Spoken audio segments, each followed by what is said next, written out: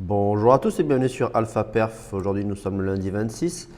Vous êtes avec Florent et nous allons faire un tour sur la charte du Bitcoin.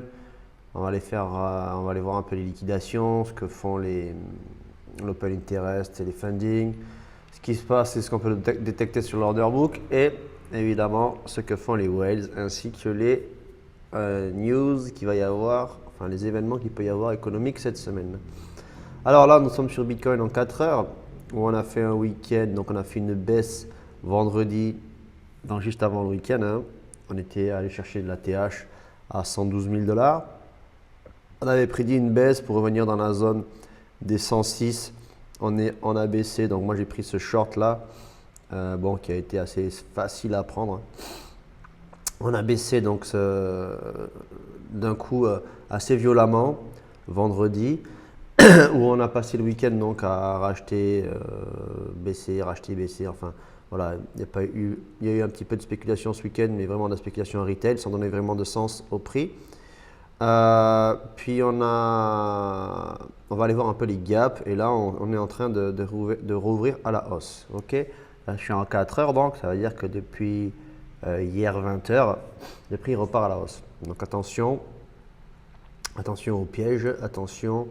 Alors là, on a une jolie formation d'un W avec une prise de liquidité qu'on vient de breaker en 4 heures, ce qui est plutôt une jolie pattern en général de continuation donc haussière, prise de liquidité. Là, on partirait. Donc là, ça serait très logique qu'on fasse ça et qu'on fasse ça. D'accord? Sachant qu'ici, on a un point d'intérêt avec pas mal d'imbalance à aller chercher ici, qu'on pourrait, dans tous les cas, donc aller taper. Et ce serait une très belle zone d'entrée pour un petit long qui serait, disons, dans ce style-là. D'accord? Ça ferait un ratio de 3 presque.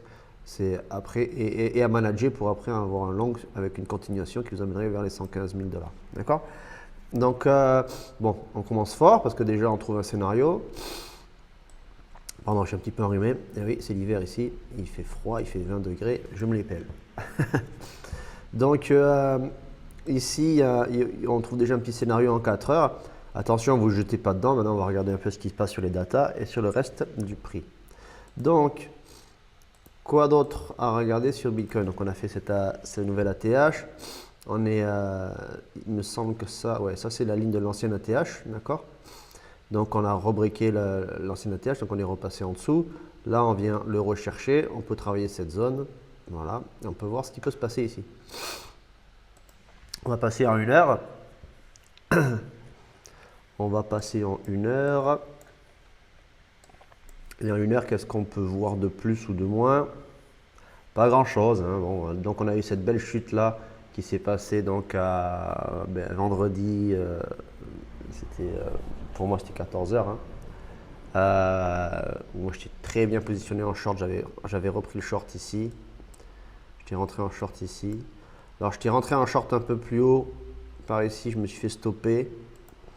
J'étais rentré en short plus tôt dans la journée. Je ne me souviens plus exactement. Ouais, je suis rentré en short par là où je me suis fait stopper. Et je suis rentré en short ici. Ouais, j'étais rentré voilà, dans cette zone-là. Et là, j'ai pris ce short que j'ai clôturé presque en bas de cette mèche. Vraiment très beau trade. Bon, j'étais face à l'écran. Hein. Donc, on va dire pas compliqué à clôturer. Mais très content, très beau trade. Ok. Et j'ai rien relancé derrière. J'ai fait 7R pour info, donc c'était un beau trade. Ce week-end, on s'y attend. Enfin, moi je m'y attendais hein, qu'on allait faire un peu de yo-yo. On allait chercher à nouveau plus bas. On n'est pas allé chercher ces liquidités-là, d'accord? On a pris celle-ci. On a créé des liquidités dans le week-end, on est allé chercher là aussi. On n'a pas pris celle-ci, donc attention. Hein. Là, on a un cluster de liquidités qui est clairement, qui va clairement se positionner. Alors là, on a les liquidités qui vont positionner ici. Il y en a déjà qui sont là, d'accord. Je vais vous donner un peu de plus de visibilité. Là, on a des liquidités donc du trade des week-ends. Ici, on a toute cette liquidité là, ok. Donc, qu'on peut aller chercher, hein, d'accord. Et évidemment, il y a celle-ci aussi. Ok. Qui est toute la liquidité qu'on avait sur ce mouvement-là. Voilà, donc là on a clairement ces points de liquidité à court terme. Et après, on en a encore plus en bas. Là. Voilà, ici, on a de quoi aller chercher.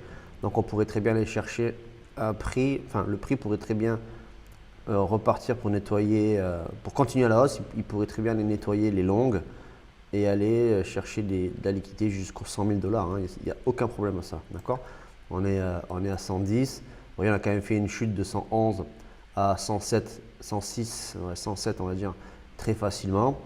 Le mouvement de la semaine peut être correctionnel pour après repartir à la hausse et faire une continuation. C'est pas ce que je spécule, mais c'est un premier scénario qu'il va falloir,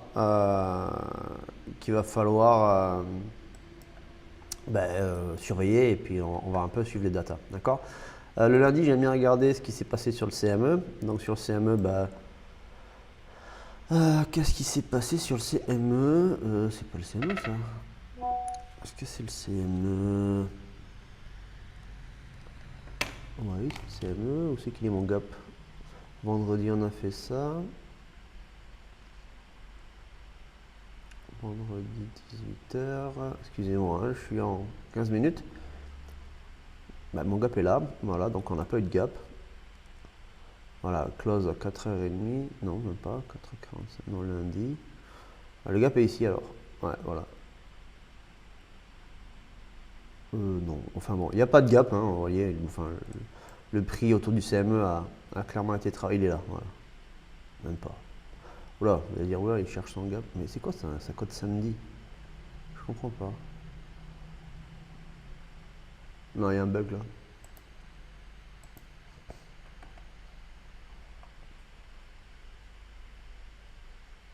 Ah non, c'est moi, oula, je suis pas réveillé. D'accord, c'est bon. Désolé. Bien désolé. Donc effectivement, on a eu ici on avait un gap ici qui devait se préparer à l'ouverture du CME. Le prix a de suite été recomblé, donc du coup il n'y a pas de gap. Donc on n'a rien à aller chercher. Bon, tout ça pour vous dire qu'il n'y a pas de gap. Ok, d'accord. Bon, rien de spécial à voir en fait sur le CME, c'était mon truc. Juste ici, on a donc des belles liquidités. Vous voyez, la charte change un peu. On a quand même de belles liquidités ici qui sont accumulées. Là, on n'a pas repris le plus haut, le break du W qu'on a ici. Vous voyez la différence de la charte là, c'est assez intéressant. Voilà. Donc je dirais qu'il y a peut-être un petit peu plus de puissance sur le CME. Donc ça ne m'étonnerait pas qu'on vienne pousser les prix pour aller rechercher les plus hauts ici, les liquidations ici, pour peut-être après redescendre. D'accord. Le NAS et le S&P, eux, ont gentiment, donc c'est eux qui ont fait la chute là, la chute vendredi, hein, d'accord. Depuis, donc ils ont repris leur tendance haussière, ils ont comblé 100% de leur chute, ce qui n'est pas le cas de Bitcoin, d'accord. Ça c'est la chute de vendredi. Le NAS, lui, c'est comme s'il était à ces niveaux. Bitcoin n'est pas encore arrivé, donc on est quand même sur un point. Si jamais on a un rattrapage de Bitcoin face aux indices, on pourrait aller chercher, donc, comme je disais tout à l'heure, revenir chercher les 111 000 $. Okay, donc à suivre les indices américains à l'ouverture. Alors cette semaine, je crois qu'il y a il va y avoir de la volate. On a un discours FOMC. Bon, hier on avait un discours de Powell, mais on s'en fiche un peu. C'était pour des baccalauréats dans une université aux États-Unis. Donc rien de bien. Enfin, je ne sais pas trop ce qui s'est passé, ce qui s'est dit, je m'en fiche un peu. Le non-employment claim jeudi, évidemment, donc volatilité mercredi, faites attention sur vos positions mercredi, parce que là il pourrait y avoir des blabla, alors ça va plutôt se passer sur les indices et le dollar, il pourrait y avoir des choses qui ne plaisent pas au marché, à voir. Tokyo Core CPI, ça c'est à suivre quand même. Ça en fait ça impacte le dollar, d'accord. Et là, on a le Core PCE Price Index vendredi. On va avoir un petit peu de volat normalement cette semaine, donc ça pourrait être une semaine intéressante à trader. Ok. Dans les liquidations, donc qu'est-ce qu'on a? Hop. Un petit coup de café. Je sais, il ne faut pas trop boire de café, ça augmente le stress, et ainsi de suite, et blablabla. Mais bon, je bois du café. Alors, nous avons de la liquidation à aller chercher entre les 110 000 dollars jusqu'au 111, hein, l'ATH, 112, hein, et ainsi de suite. Donc là, on est en direction d'aller chercher cette liquidation-là. À savoir, comme on a vu tout à l'heure, donc on a de la liquidation en bas du prix dans la zone sur du 3 jours, dans la zone sur des 105 000 dollars, entre 106 et 105 500. Okay, si je me mets à une semaine, on a des clusters de liquidité voilà, qui sont un peu plus bas. Hein, ok, ici, c'est ce qu'on avait vu voilà, dans les 106. Bon, il y a de la liquidation à prendre jusqu'au 102. Hein, c'est ce qu'on a vu clairement sur la charte. J'ai pas trop besoin de la liquidation map pour voir qu'ici, évidemment, on a des positions qui sont en attente. Ce sont des zones qu'on peut facilement aller chercher pour donner du momentum au prix, pour donner un peu de puissance au prix et ainsi de suite. À savoir aussi, c'est qu'on a les retracements de Fibo qui peuvent nous amener jusqu'au 23,6 voire 38,2. Donc le prix peut très bien venir rechercher ces zones-là pour repartir après à la hausse ou pas. Hein. Après, on peut aussi ranger ici pendant un moment. On a fait un ATH, on peut garder le prix en dessous de l'ATH, voir ce qui se passe. Souvenez-vous, regardez les vidéos si vous voulez que j'ai fait la semaine dernière. Souvenez-vous des scénarios possibles qui pourraient se faire. Hein. On peut aussi décider de ranger pendant longtemps entre la bande des 110 jusqu'aux 73 900 dollars. Enfin, cette zone-là, d'accord? Donc cette impulsion haussière qui a été très peu tradée, où les gens ont eu du mal à se positionner et ainsi de suite, pourrait être juste une correction. Enfin, moi, je ne vois pas d'ici un départ to the moon. Maintenant, peut-être que je me trompe. Si on regarde sur du 4 heures, où il n'y a aucun signe de faiblesse du prix, maintenant, il faut voir la direction qu'on va prendre. Là, si maintenant on vient faire ça, voilà, on peut très bien aller chercher ça et puis on repart. Hein. Aucun problème à ça, d'accord? Donc là, surtout sur des niveaux de prix comme ça, essayez d'avoir vraiment des scénarios clairs dont vous croyez vous, d'accord? Et sur lesquels vous allez trouver des indications court terme afin de pouvoir rentrer en position avec les meilleures probabilités d'être dans le sens du prix. Bon, la tendance est haussière, hein, on le sait, donc restez plutôt sur des longues. Maintenant, si vous voulez avoir un biais baissier, attendez quand même une formation de prix sur du H4 ou du H1 qui va vous montrer qu'on a de la faiblesse avec de la puissance baissière. Si on vient chercher tous ces stops-là, alors il y a deux écoles. Si on vient chercher tous ces stops-là, ça veut dire qu'on a peut-être assez pris pour repartir à la hausse, mais c'est aussi peut-être qu'on est enfin maintenant dans un momentum baissier pour aller chercher plus bas des zones d'intérêt qui sont dans le H4 daily, c'est-à-dire qu'on pourrait très bien aller chercher la zone des 38,2, ce qui nous ramènerait dans les 97-98 000 dollars. D'accord, à savoir, la zone des 89 n'est pas du tout à exclure d'un point d'intérêt qu'on pourrait aller chercher. Okay, pourquoi? Parce qu'on est sur les 61,8 de retracement de toute cette impulsion-là. Hein, voilà, donc ça on peut très bien aller chercher ça. Après se remettre à travailler ici, poser une pattern H4 daily et repartir à la hausse. Mais je ne spécule pas à la baisse. C'est un scénario que je ne vais pas écarter, que je vais surveiller, mais je ne spécule pas à la baisse. D'accord? Donc on a vu les liquidations. On va aller voir un peu ce que font les traders. Donc là, je vais mettre sur du 1 heure, même sur du H4. Pourquoi je vais aussi loin? Pour voir un peu la tendance générale. Vous voyez, on est plutôt en ouverture de contrat.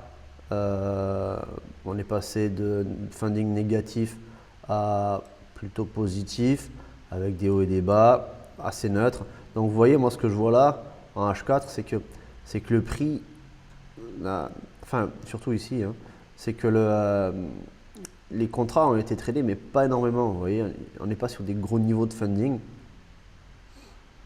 D'open interest, pardon, on n'est pas sur des gros niveaux d'open interest et on voit que c'était assez neutre, donc on a quand même plus de longs qui s'ouvrent, d'accord, donc les gens rentrent en long quand même sur toute cette hausse, à savoir il y a eu quand même pas mal de ventes, ici il y a eu des ventes, des fermetures de longues, donc des prises de bénéfices, donc voilà, c'est quand même un mouvement qui est principalement tradé et non pas holdé, et à savoir si on regarde sur le CVD, donc c'est ce qui se passe sur le spot, Bon, l'achat a suivi le mouvement évidemment, mais on a quand même des jolies phases de baisse. Et ici, on est en phase de baisse maintenant, ce qui est tout à fait logique.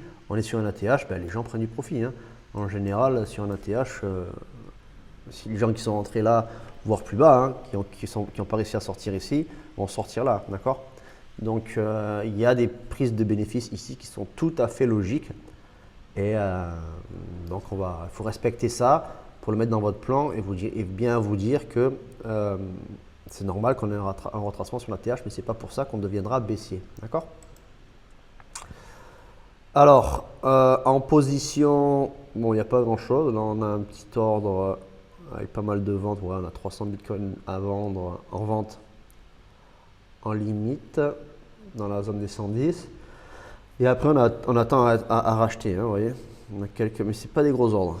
140, 157, 170. Bon, voilà, on n'a pas des gros ordres sur ces niveaux-là. Donc, on attend. On verra ce qui va se construire comme position durant la semaine. Et en général, les ordres vont commencer à se poser à partir de cet après-midi, lundi, là, et ouverture des US, ainsi de suite. Ah, attention, de souvenir, j'avais lu que le dernier lundi du mois de mai est férié aux États-Unis. Et le 26, donc, c'est le dernier lundi du mois de mai. Donc, je ne sais pas si c'est le cas ou pas. J'ai pas vu ça là. Monday, euro, bon, on ne dit rien. Mais j'ai vu l'autre jour que le dernier lundi de mai est férié aux US. Je ne sais pas quelle est la raison. En tout cas, c'est pas noté ici. Normalement, il y a des jours fériés notés, je crois. Bon, en tout cas, c'est pas noté. Mais il me semble que c'est férié aux US aujourd'hui. Il me semble. Faites attention, refaites vos recherches de votre côté. Donc voilà. Rien de bien. Les whales, pardon, qu'est-ce qu'elles font les whales? Les whales ont vendu ce mouvement, les micro-whales aussi. Ça attend. Les micro-whales vendent depuis un bon moment. D'accord. Alors, désolé, je suis en 5 minutes, je vais mettre en 1 heure.